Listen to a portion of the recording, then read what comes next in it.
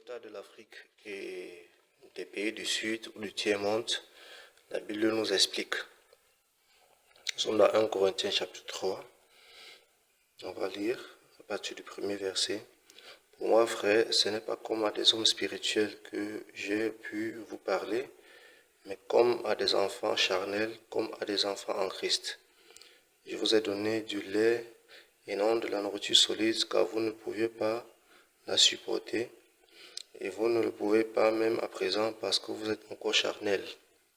Ici, on voit que ces hommes avaient un retard par rapport à la dispensation qu'ils devaient recevoir, par rapport à ce qu'ils devaient recevoir de l'apôtre. L'apôtre va les faire comprendre qu'il ne peut pas encore les donner ce qu'ils devaient recevoir, c'est-à-dire une nourriture solide.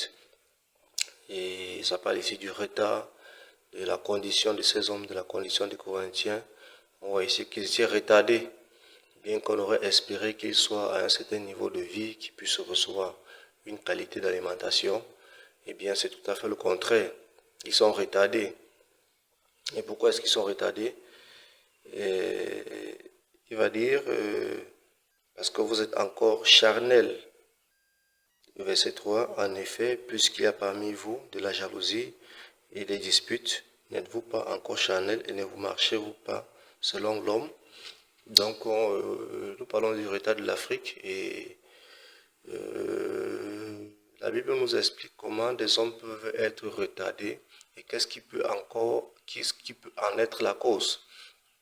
Ici, dans le contexte, c'est à cause des disputes, des jalousies. Donc, on voit que l'Afrique, si on peut expliquer, l'Afrique, c'est un pays du Sud, c'est un pays du tiers-monde, ne sont pas encore au niveau des autres pays de l'Occident, ne sont pas au niveau de certains pays de l'Asie, voilà, de l'Amérique du Nord, ces pays qui ont une certaine avance, ils ne sont pas au même palier, au même niveau. Et la Bible nous explique que ça peut aussi, en fait, le facteur dont la Bible nous parle ici est à considérer. On voit ici que les Corinthiens n'étaient pas à un certain niveau, certainement ils n'étaient pas au même niveau que les Galates, que les Colossiens, ou je ne sais pas moi, que les Éphésiens, ils n'étaient pas au même niveau, parce qu'il y avait encore chez eux de l'immaturité, ils étaient charnels. Voilà, ils étaient retardés à cause des disputes, des jalousies qu'il y avait parmi eux. Et véritablement, c'est une chose sur laquelle nous devons beaucoup nous pencher et étudier, pour voir si vraiment au niveau de l'Afrique et des pays du tiers-monde, il n'y a pas vraiment, voilà, ceci n'est pas une réalité. Eh bien, nous croyons que c'est vraiment une réalité. Il y a vraiment cette chose-là qui peut vraiment être un frein. Voilà, cette situation de vie, cette condition de vie, qui peuvent vraiment être des freins, qui sont vraiment des freins pour la prospérité, l'émergence des pays de l'Afrique et des pays du tiers-monde, des pays du Sud. C'est ce qu'il va dire dans Galates chapitre 4, à partir du premier verset. Or, aussi longtemps que l'héritier est enfant, je dis qu'il ne diffère en rien d'un esclave, quoiqu'il soit maître de tout. Donc, un héritier qui est propriétaire des biens, qui a des richesses, un grand héritage qui lui a été confié par son père, comme l'Afrique et les pays du Sud ont un grand héritage qui leur a été confié par Dieu, à savoir les richesses naturelles, le sol, le sous-sol, voilà, les richesses dans l'eau, dans la faune, dans la flore. Voilà, toutes ces richesses, ils ne sont pas capables de les exploiter eux-mêmes. Il y a donc d'autres personnes qui les exploitent, selon qui va dire, mais il, au verset 2, nous sommes toujours dans Galates chapitre 4, au verset 2, il va dire, mais il est sous des tuteurs et des administrateurs jusqu'au temps marqué par le Père. C'est une réalité, c'est un tableau dans lequel, voilà, c'est une réalité pour ces pays de l'Afrique et ces pays du Sud. On va voir que c'est d'autres personnes qui sont comme des tuteurs, qui exploitent leurs richesses et qui les donnent, voilà, une petite partie. Voilà, à cause de l'immaturité dont la Bible nous explique vraiment la réalité des Africains, la réalité des pays du Sud. Voilà. Si la condition dans laquelle ils se trouvent, s'explique, ils sont retardés, ils sont bien retardés, et leurs propriétés, leurs biens ne sont pas exploités par eux-mêmes. Il y a d'autres qui en jouissent. Dans Hébreux chapitre 5, au verset 12, il va dire, vous en effet qui depuis longtemps deviez être des maîtres, vous avez encore besoin qu'on vous enseigne les premiers rudiments des oracles. Vous en êtes venus avoir besoin de lait et non de la nourriture solide. Donc, ces peuples qui devaient être des maîtres, voilà, ces hommes qui devaient être au même pied d'égalité que les autres, qui devaient être des maîtres aussi, vraiment, prenant soin d'eux-mêmes, voilà, étant autonomes, ils sont arrivés encore qu'on les subventionne, qu'on les donne encore de la nourriture, voilà, qu'on les apprenne encore les premiers rudiments de la vie. Et c'est ce qu'on constate dans les pays de l'Amérique du Sud, l'Amérique de l'Afrique. Voilà, les pays du Sud, eux qui devaient être des maîtres, qui devaient être aussi au même pied d'égalité que les autres nations, qui devaient aussi avoir une place au Conseil de sécurité de l'ONU, ils sont voilà, sous-considérés, ils ne sont pas réellement considérés comme il le fallait. Ils devaient être des maîtres pour être aussi dans le monde entier, pour voilà, défendre la cause de l'humanité, mais dans les grands forums, dans les grandes rencontres, dans les grands groupes internationaux sur lesquels on décide, dans lesquels on décide des questions universelles, du sort du monde, du devenir du monde, ces pays sont difficilement invités, particulièrement l'Afrique. Les pays de l'Afrique ne sont pas vraiment invités. Voilà, pourquoi? Parce qu'on les considère comme des sous-hommes. Il y en a qui vont parler pour eux. On voit la France qui parle pour beaucoup de pays d'Afrique à l'ONU. Donc c'est comme, voilà, ils sont vraiment sur ce tutorialisme-là. C'est vraiment un tuteur pour l'Afrique à cause de cette immaturité. Voilà. Et qu'est-ce qu'il y en est cause? On voit dans Corinthiens là-bas que puisque parmi vous, voilà, vous êtes encore charnels. Et en effet, puisqu'il y a parmi vous de la jalousie, des disputes, n'êtes-vous pas encore charnels et ne marchez-vous pas selon l'ordre? Et c'est une réalité qui empêche ces pays de progresser. La jalousie, n'est-ce pas? La méchanceté, les disputes. Et par disputes, ici on peut mettre les guerres civiles, on peut mettre le tribalisme, les conflits, voilà, les coups d'État. Voilà, c'est pas pour dire qu'il n'y a pas de ces choses dans les autres nations, mais le palier est vraiment, la barre est vraiment haute, particulièrement en Afrique. Voilà. Les divisions. Il va dire au verset 4, quand l'un dit, moi je suis de Paul, et un autre, moi d'Apollos, n'êtes-vous pas l'homme? N'êtes-vous pas des hommes? Voilà, on parle ici des divisions, on parle du tribalisme, des partis pris. Voilà. Ils vont jusqu'à l'extrême à cause de cette division. C'est au point d'en découdre avec des armes, avec des coups de poing. On le voit vraiment là, on voit des guerres vraiment qui tribales, ethniques, des conflits vraiment, voilà, des pensionnels qui surgissent de part et d'autre. On se demande à cause, on cherche la raison, on ne la trouve pas. On voit que c'est parti vraiment de manque de retenue, c'est parti vraiment de jalousie, voilà, le tribalisme, des problèmes de race.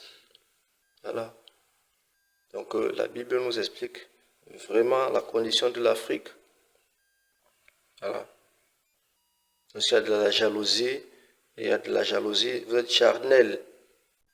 Charnel, en prenant plaisir aux choses charnelles, aux choses de la chair, à la volupté.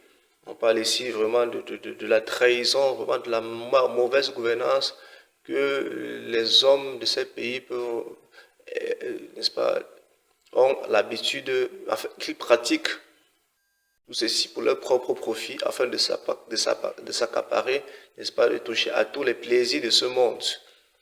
La mauvaise gouvernance, le détournement de fonds publics, la corruption, tout ceci pas pour contribuer à l'avancée de la nation, mais pour s'acheter les voitures, pour des intérêts égoïstes, des intérêts personnels, pour se livrer aux orgies, pour aller avec des femmes, pour aller vraiment dans les hôtels, pour aller voilà, passer des vacances en Europe, à Dubaï, je ne sais pas moi quoi, pour acheter les grosses voitures, se construire les immeubles, bref, pour se livrer aux passions de la chair, aux désirs charnels. Voilà. Donc là, c'est vraiment bien placé, ces passages sont vraiment bien placés pour expliquer la condition de l'Afrique. Donc deux choses à retenir. La première, c'est que ces passages qu'on vient de lire parlent du retard de ces peuples. On a vu le cas des Corinthiens, le cas des Hébreux, des Galates, qui ne sont pas au niveau où ils devaient être. Ils sont retardés. Ce qui fait que la dimension sociale, la condition dans laquelle il devait être, il ne l'était pas. On comprend par là que la condition dans laquelle l'Afrique devait être, elle ne l'est pas. La dimension où elle devait être actuellement, certainement être au même pied d'égalité avec les autres nations, elle ne l'est pas. Voilà. Et la deuxième des choses à retenir, c'est que la Bible nous explique, nous donne la raison de la chose, la raison de ce retard des Corinthiens, des Galates et des Hébreux, c'est qu'ils étaient charnels. Ils ne regardaient pas, ils ne faisaient pas usage de leur raison, de leur intellect. Voilà, je ne vais pas aussi généraliser pour dire que voilà, tous les Africains, c'est vrai qu'il y a des exceptions, mais la grande majorité, le grand pourcentage vraiment a corrompu, comment on dit, une graine de maïs a pourri tout un sac. La grande partie a corrompu vraiment tout le reste. Et ils sont vraiment charnels, comme dans ce cas. Et voilà, ne pensent qu'à chanter, à danser, à voilà, s'habiller pour séduire, se séduire les uns les autres. Je ne dis pas qu'il n'y a pas ça dans les autres pays, mais le cas est vraiment, c'est vraiment un mode de vie pour ces pays du Sud. Vraiment. Donc c'était la deuxième chose, la deuxième des choses à retenir, que la cause vraiment du retard de cette croissance chez les Corinthiens, chez les Galates et chez les Hébreux, c'est qu'ils étaient charnels, particulièrement chez les Corinthiens, c'est qu'ils étaient charnels et qu'il y avait parmi eux de la jalousie, des disputes et des partis pris. L'un on va dire je suis de Paul, l'autre d'Apollo, ça parle de divisions, ça parle voilà, de tout ce qui va avec. Et c'est vraiment ce que nous devons aussi retenir en deuxième point, et étudier vraiment et voir et identifier ces pays dont nous énumérons, Afrique et pays du Sud.